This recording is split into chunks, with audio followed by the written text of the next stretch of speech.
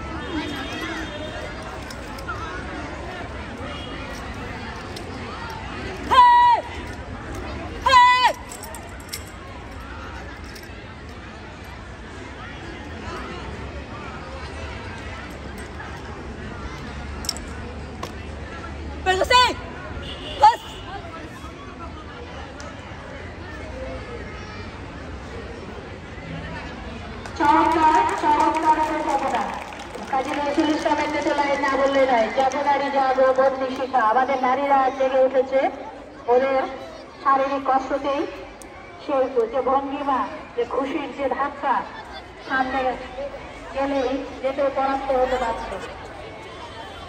চমৎকার পরিবেশনা। ধন্যবাদ নওশীনকে, তার দল এবং তার দলের অন্যান্য